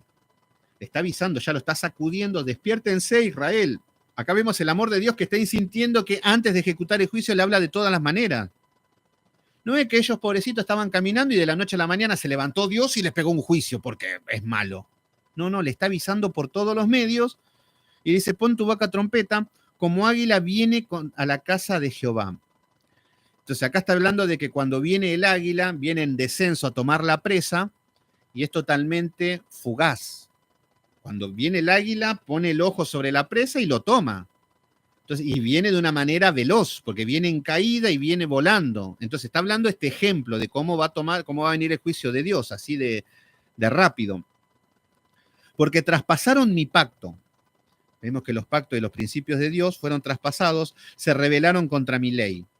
Los 10 mandamientos y todos los mandamientos que derivan de ellos, les importaba nada. Porque después de todo, se iban a ir al cielo porque Dios los amaba mucho. Igual que hoy. Es más, fíjense que acá nos dice que se rebelaron contra el pacto. Fíjense que nosotros llegamos a tal punto que vamos a las iglesias cristianas o a cualquier iglesia y les preguntamos que nos digan los 10 mandamientos y no los conocen. Se quedan mirando y después te dicen, bueno, amarás a Dios por sobre todas las cosas. Y ya estamos viendo de que están en un problema muy grave. Que si no conocen los 10 mandamientos, no van a identificar el pecado. Y lo mismo que le decía hoy, si no identifican el pecado, no se van a arrepentir. Si no se arrepienten, no hay perdón de los pecados. Si no hay perdón de los pecados, no hay salvación. ¿Se entiende? Entonces, pero el decir que no conocemos los 10 mandamientos, esto significa que aborrecemos las escrituras, que aborrecemos la palabra de Dios, que nos importa nada la palabra de Dios. Déjame a mí con mi falsa religión, que yo así estoy tranquilo. Bueno, ellos le importaba muy poco estos mandamientos. Versículo número 2. A mí clamará Israel, Dios mío, te hemos conocido. Israel desechó el bien. El enemigo lo perseguirá. Vemos que porque este pueblo de Israel ha desechado la palabra de Dios, la justicia, han corrido a todos los profetas que venían, nos dice de que ellos van a ser perseguidos por los enemigos. Este es el juicio por haber abandonado la palabra de Dios. Versículo número 4. Fíjense cómo se manejaban ellos. Ellos establecieron reyes, pero no escogidos por mí. Y esto ya no suena. ¿Qué significa esto? Lo que significa es que acá se levantaban reyes en Israel, pero no eran consultados por Dios, no eran guiados por Dios, no les importaba nada la voluntad de Dios. Ellos se levantaban como reyes. Fíjense si no pasa lo mismo con los pastores. Se levantan pastores a cualquier Carlito. El hermano Pascualín parece que sí. Bueno, tuvo una semana muy buena. Bueno, acá tenemos al pastor, lo ungimos como pastor al hermano Pascualín. Está en adulterio, pero bueno, no se aguantan un chiste ustedes tampoco. Y bueno, y así andan por la vida. Entonces, ellos establecían reyes. ¿Qué significa esto? Y nosotros también, cuando vemos que no está bajo la voluntad de Dios, es porque vamos y tomamos nuestras propias decisiones sin consultar a Dios. Siempre que tomamos nuestras decisiones sin consultar a Dios, va a llevar a una derrota, al fracaso. El problema es que muchas veces pensamos que consultar a Dios es decir, Señor, ¿qué tengo que hacer? ¡Pling! Y el Señor te habla desde el cielo y listo. Ah, listo, perdón. Señor, hoy tengo hambre, ¿qué puedo comer? ¿Una pizza o un pollo? ¿Qué me pido? Una pizza. Muchas gracias, Señor. Muchos se creen que así se habla con Dios, pero no. O lo mismo que decir, Señor, ¿qué tengo que hacer? ¿Me tengo que casar con esta mujer o no? Señor, ¿este es mi pastor o no? Señor, ¿me tengo que congregar en esta iglesia o no? No es rápido. Por eso tenemos que estar en paz, en tranquilidad, ver las opciones que Dios nos pone, dejarlo en oración y quedarnos quietos y ver qué es lo que va a hacer Dios, porque no está en nuestras manos saber nada. Entonces, cuando empezamos a ver que los caminos se empiezan a abrir y que Dios se empieza a mostrar, es por acá, pero tenemos que estar en plena serenidad, en plena tranquilidad, en plena quietud. ¿Se entiende? Y es así como el Señor va hablando. Pero muchos creen que no, que te hable así, no, Señor, ¿qué hago? Y que te conteste rápidamente. Claro, por eso ahora en el nombre de Jesús. Pero no funciona así. Entonces ellos ni consultaban a Dios porque tardaba mucho. Recuerden que David decía, consultó a Jehová, consultó a Jehová. Esto significa que consultaba a Jehová y esperaba, no andaba como un loco haciendo lo que él quería. Entonces, lo que vemos es que un día tendríamos que hacer un estudio o algo de cómo esperar en Dios. Tampoco es sentarme y no hacer nada, ¿eh? Porque a veces decimos, bueno, Señor, yo hago acá y que sea tu voluntad y yo vivo haciendo. No. Debemos caminar en santidad, en obediencia, haciendo lo que debemos hacer, oramos y nos despojamos de toda carga. Y después esperamos y seguimos caminando en obediencia y en santidad con fe y esperanza. Y también resignarnos si Dios no nos quiere dar eso que tanto anhelamos. Si hay algo que nosotros le pedimos o que queremos y Dios no te lo quiere dar, nos tenemos que despojar rápidamente. ¿Se entiende? Entonces, de esa manera Dios te empieza a guiar y te empieza a mostrar. Pero nosotros queremos ya, Señor, ¿este trabajo es para mí o no? No, tené discernimiento, fíjate que es lo que dice la palabra, buscá, tené discernimiento y esperá. Bueno, entonces, en la carne, ellos establecieron reyes, pero no escogidos por mí. Constituyeron príncipes, mas yo no lo supe. Recuerden el vocabulario que nos está enseñando el Señor. Nos dice que ellos levantaban príncipes, mas yo no lo supe. No es que Dios estaba en otra. Que Dios estaba charlando con Miguel y viene Gabriel y le dice, no, Señor, no sabe lo que pasó. Levantaron al príncipe, el hermano de Jacob. Uy, no me digas, le dice el Señor, mirá, 2 minutos que los dejo. No, nos está mostrando de que no consultaron nada a Dios, de que les importaba nada el consejo de Dios, la voluntad de Dios. Entonces, más yo no lo supe. De su plata y de su oro hicieron ídolos para sí, para ser ellos mismos destruidos. Entonces ellos mismos juntaron oro, juntaban dinero para estos mandados a hacer todos ofrendaban, todos diezmaban, pero para hacer becerros de oro. Ellos solos, Dios jamás le mandó esto. Es más, si tendrían un poco de sentido común, dirían, bueno, si nos vamos a Números, si nos vamos a Éxodo, vamos en Éxodo creo que está, nos va a decir de que el pueblo de Israel, por levantar un becerro de oro, vino un juicio muy severo, donde murieron muchas personas. No les importó nada, ellos hacen lo mismo. ¿Se entiende? Son reincidentes con el pecado, son insistentes, perseveran siempre en el mal, y eso se llama iniquidad. Bueno, entonces hicieron ídolos para sí. Versículo número 5. Tu becerro, oh Samaria, fíjense que les está nombrando el pecado puntual. Tu becerro, y nosotros decimos, yo no tengo ningún becerro, la verdad que no. No, pero por ahí tu pastor es tu becerro. ¿No te cansás de contar historias de que tu pastor tiene un poder del fuego y que vino Satanás y tu pastor le dijo, apártate de mí, Satanás, y Satanás se fumó? Y te pones a contar historias y de que tu iglesia es el lugar donde son todos sanos y que Dios se manifiesta. Bueno, eso se llama idolatría, ese es tu becerro. ¿Estás 24 horas pendiente de tu esposa? No lo digo que no estés, que no lo estés, pero es lo primero que está en tu vida. Bueno, ahí está tu becerro. ¿Estás todo el día trabajando, 24 horas trabajando? Y pensás trabajar más y pensás ascender porque tenés una misión, un objetivo de conseguir ese trabajo. Bueno, ahí está tu becerro de oro. ¿Se entiende?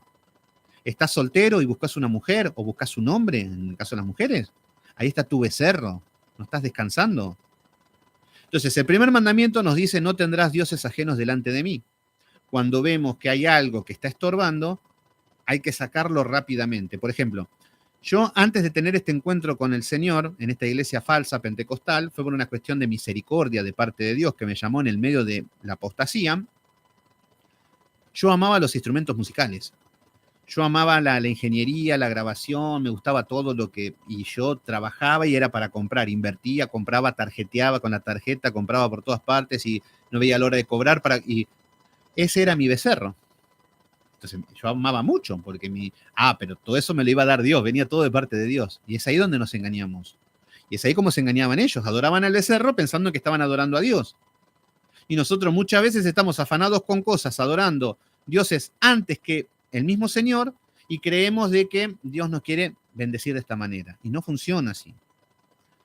Entonces, acá nos dice de que tu becerro, oh Samaria, te hizo alejarte. Entonces, todo lo que es un amor antes que Dios te hace alejar de Dios. ¿Pero qué tiene de malo que ame mucho a mis hijos? No, nadie te dice que no los ame. Lo que te dice la palabra es que no estén por sobre Dios. Que no estés 24 horas con tus hijos, que te estás tan afanado o afanada con tus hijos que no tenés tiempo para Dios. Que estés tan afanado con tu casa, con tus proyectos de vida, con comprarte, con amueblarla, con dejarla bonita, que no tenés tiempo de Dios. Ahí tenés un becerro. Eso te hizo alejar de Dios. ¿Entienden? Entonces, tu becerro, oh Samaria, te hizo alejarte. Entonces, muchas personas dirán, bueno, entonces no tengo que trabajar. No, tampoco. Porque el que no trabaje, que no coma, dice la palabra. Entonces, ¿cómo que dice, pero al final, ¿qué hacemos? Es difícil el caminar, es muy difícil. Entonces, hay que trabajar el sustento, tenemos que trabajar lo necesario, no excedernos, ni tampoco menos, lo que debe ser. Debemos dormir, descansar, y en el tiempo correcto darle lo que le corresponde a Dios. ¿Se entiende? Eso es lo que nos pide. Entonces, tu becerro, oh Samaria, te hizo alejarte. Se encendió mi enojo contra ellos, hasta que no pudieron alcanzar ni purificar. Porque de Israel es también y artífice lo hizo, no es Dios, por lo que será deshecho en pedazos el becerro en Samaria. Acá nos está diciendo que lo que tanto aman ellos, lo que tanto idolatran ellos, lo que es la razón de ser, que tanto están idolatrando el becerro, el Señor lo va a destruir, lo va a desechar, lo va a hacer pedazos. Y esto es lo que va a pasar con tu becerro si estás muy apegado a tu becerro. Yo amo a mi esposa, es el amor de mi vida. A la mañana le traigo el desayuno con una rosa en la boca, le llevo el desayuno a la cama, le escribo 47 mensajes por segundo, la verdad que estoy 24 horas pendiente de ella, estoy pensando a dónde llevarla de vacaciones, estoy pensando todo el día, 24 horas pensando en mi esposa, de cómo complacerle todo. Bueno, ahí está tu becerro, evidentemente, porque no tenés tiempo para Dios. Ahora, el Señor está diciendo que va a desechar los becerros. Entonces puede ser que el Señor te saque a tu esposa. O creen que vamos a vivir toda la vida.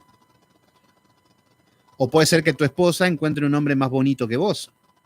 O puede ser que encuentre un hombre más adinerado que vos y que se vaya con otro hombre. ¿Y qué va a pasar con tu vida cuando estás acostumbrado a adorar a un becerro y no adorar a Dios? Entonces vos podés estar con tu becerro de oro tranquilo, adorando en tu trabajo, que es lo más que querés.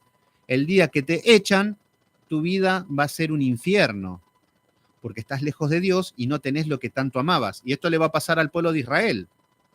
Por eso lo que el Señor nos dice, no nos dice, yo soy un Dios malo porque quiero que no adoren a nadie, solamente a mí. No, no, no. Juan 15:15 nos dice, sin mí nada podéis hacer, nos dice el Señor Jesucristo. Entonces, por eso la necesidad de poner a Dios en primer lugar, para que todo esté en su lugar. Pero si Dios no está en el primer lugar, va a ser un infierno nuestra vida. Y eso es lo que pasa. ¿Cuántas veces vemos personas que se muere su esposa, se muere su esposo, pierde su trabajo y nunca más vuelven a ser los mismos? Quedan en el suelo, desilusionados, tirados por el suelo, resentidos, tristes, raíces de amargura. Pero cuando una persona se ha despojado, que significa cuando nos dice la palabra, el que quiera venir en pos de mí, que renuncie al mundo, que cargue su cruz, cuando nos habla de esto, significa matar el becerro. ¿Se entiende? El que quiera venir en pos de mí, niéguese a sí mismo. Eso, negarte a ti mismo, es negarte al becerro. Dejar esas cosas que te llaman, que te atraen, para poner a Dios en primer lugar. Y cargue su cruz.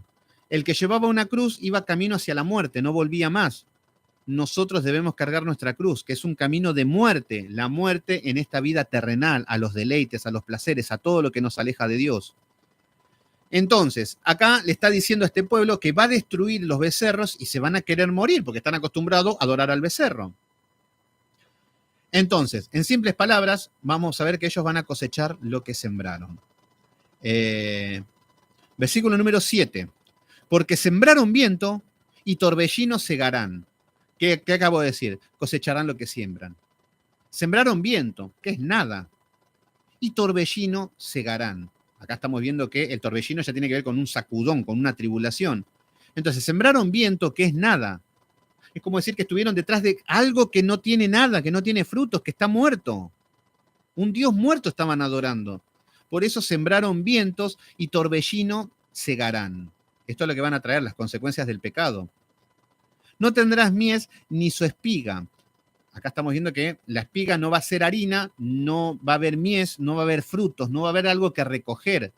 Por eso vemos que la religión está muerta. Por eso no hay frutos. Por ejemplo, cuando el Señor Jesucristo maldice a la higuera, no significa que es Israel en el año 1948. Esto es lo que dicen los dispensacionalistas. No sé qué tiene que ver. Hay que tener mucha imaginación. La higuera representa la religión falsa. Las hojas de higuera representan la religión que no tiene fruto, que tiene muchas obras, pero no tiene fruto. Por ejemplo, Adán, cuando pecó, y Eva tenían delantales de hojas de higuera. ¿Qué significa esto? Que ellos querían cubrir su desnudez con la religión. Por eso el Señor le tuvo que dar las pieles a través de un sacrificio. Por eso lo que vemos es que la falsa religión no tiene frutos. Por eso el Señor Jesucristo, cuando maldijo a la higuera, dijo, nunca más des fruto. Por eso vemos que vamos a cualquier iglesia apóstata y no hay frutos. ¿Qué tipo de frutos? Paz, paciencia, amor, benignidad, mansedumbre. Ya sabemos lo que son los frutos. Y no lo van a ver porque está muerto. Te van a hablar de que hay amor, nos tenemos que querer, nos tenemos que amar y todas esas cosas, pero están muertos porque está maldita la religión. Entonces, si esto es lo que nos está diciendo, por eso van a sembrar vientos y van a cegar torbellinos, no tendrán mies, no habrá frutos, ni su espiga hará harina, no habrá fruto.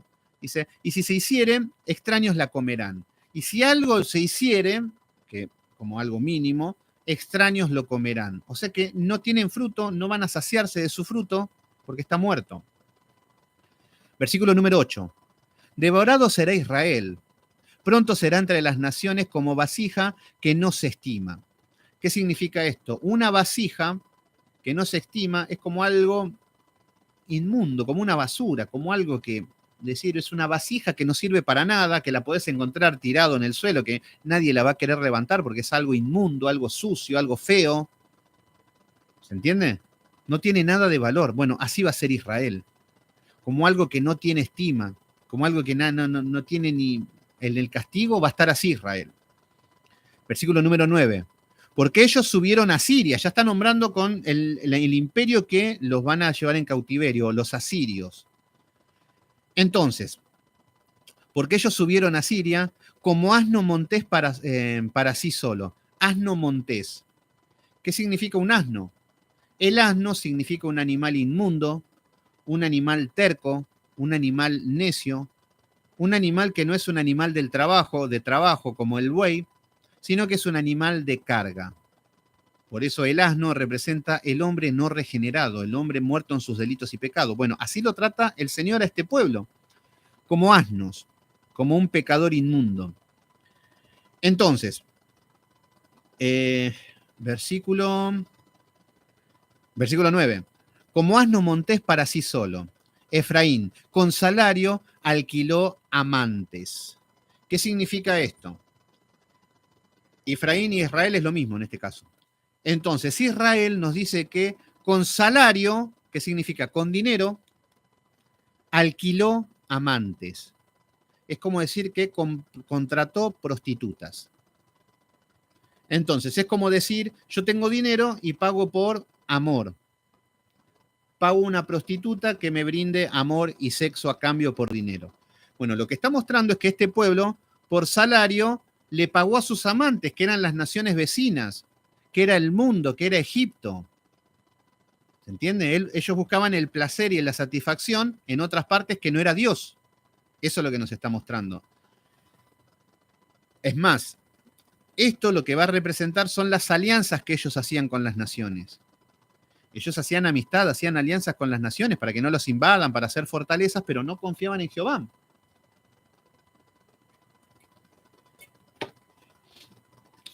Entonces, ahí nos muestran que lo tratan como un pueblo totalmente rebelde que pagaba por el confort. Versículo número 10. Aunque alquilen entre las naciones, fíjense que acá está diciendo que en las naciones estaban buscando el alquiler, ahí estaban la seguridad. Es más, hasta nos mostraban de que, por ejemplo, en el sur, por eso Judá también tiene su parte, que pagaban a las naciones con los instrumentos del lugar santo que había en el templo de Dios. Entonces, muy bien, ahí se ríen en el grupo. A ver, ellos pagaban a los reyes enemigos para que no les ataquen, pagaban tributo. Incluso en Jerusalén le terminaban dando los vasos de oro, los utensilios de oro, todo lo que eran en cosas del mobiliario del lugar santo. Así que fíjense hasta qué punto llegaron que vendían las cosas que eran sagradas. Bueno, eso después Nabucodonosor va a hacer su parte con esa parte. Bueno, versículo número 10. Aunque alquilen entre las naciones, ahora las juntaré y serán afligidos un poco de tiempo por la carga del rey y de los príncipes. Porque multiplicó Efraín los altares para pecar, tuvo altares para pecar. Fíjense que Efraín, el norte, vivían de altares, que eran los collados altos. ¿Se acuerdan que habían árboles frondosos, que eran árboles con muchas hojas y que ahí se hacían orgías al aire libre, pero que no estaba tan a la vista? Pero los árboles frondosos siempre nos hablan de que estas ceremonias eran tener sexo ilícito. Entonces, solamente tenían altares para pecar. Versículo número 12. Le escribí las grandezas de mi ley y fueron tenidas por cosa extraña. Fíjense que le da el privilegio de que el mundo estaba en oscuridad hasta el momento y le da a un pueblo la ley, los mandamientos y todo lo que derivan de estos mandamientos, pero ellos no quisieron saber nada. Mismo al pueblo de Moisés, cuando en Éxodo le dicen, vamos a hacer un pacto, que le hace el pacto en Sinaí, sí, vamos a obedecer todo, tiranos todas, sí, 10 mandamientos les doy. Dame más difícil, sí, vamos a cumplir con todo. 5 minutos después ya habían violado todos los mandamientos habidos y por haber. Ya vemos que a lo largo de la historia. Ya cuando veamos mañana, vamos a ver que va a empezar a recordar la iniquidad del pueblo de Israel. Se va a acordar de cómo los momentos peores así estaban. Pero bueno, vamos a ir terminando. Entonces, versículo, la ley era como una cosa extraña para ellos. Lo mismo que la iglesia de hoy, fíjense que decime los 10 mandamientos y no los conocen. Bueno, porque es algo extraño para ellos. Pero eso sí, ¿cómo van a la iglesia? Bueno, igual que el pueblo de Israel. Versículo número 12. Le escribí las grandezas de mi ley y fueron tenidas por cosa extraña. En los sacrificios de mis ofrendas sacrificaron carne y comieron. No los quiso Jehová. ¿Qué significa? Estas personas, recuerden que ellos tenían el conocimiento de cómo se ofrecían los sacrificios con los sacerdotes de Leví, en el templo de Salomón, en el tabernáculo, en Gilgal y en todos los... Ellos sabían cómo se hacían y estaban haciéndolos iguales. Entonces, los sacrificios y las ofrendas que ellos le daban de carne y de animales y de machos cabríos y de todos los ritos ceremoniales, ellos los hacían, pero Jehová no los quiso. Por eso muchas personas van a la iglesia y Jehová no acepta. Mucha gente va a la iglesia y ora y Cristo no acepta nada.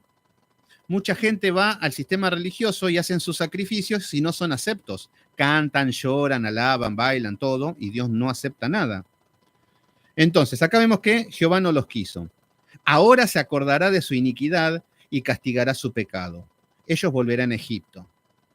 ¿Qué significa que ellos volverán a Egipto? No dice que van a ir al mundo a ver qué onda, no, van a ir a la esclavitud, van a ir al cautiverio, que Egipto está representado por Asiria en este caso. Entonces, Egipto representa la esclavitud, y para ellos puntualmente la esclavitud representa Asiria, el imperio asirio. Entonces, por eso hiciste Egipto, Egipto, Egipto, porque está hablando de la esclavitud. Entonces, versículo número 14. Olvidó pues Israel a su hacedor, edificó templos y Judá multiplicó ciudades fortificadas. Mas, yo meteré fuego en las ciudades, la cual consumirá sus palacios. Fíjense que habla también al mismo tiempo de Judá. Al mismo tiempo de que Dios va a ejecutar los juicios, sigue viendo de reojos a Judá, que ellos nos dice que multiplicó sus ciudades fortificadas. ¿Qué significa esto? Que al mismo tiempo que estamos viendo en el norte, que vienen los juicios son los primeros, pero al mismo tiempo en el sur están creciendo mucho. Están con Usías. Este rey Usías era muy famoso, era una persona, parecería perfecta, y levantaba muros y eran ciudades fortificadas, y ellos estaban muy convencidos de que había confort también ahí. Por eso está diciendo que en Judá multiplicó las ciudades fortificadas.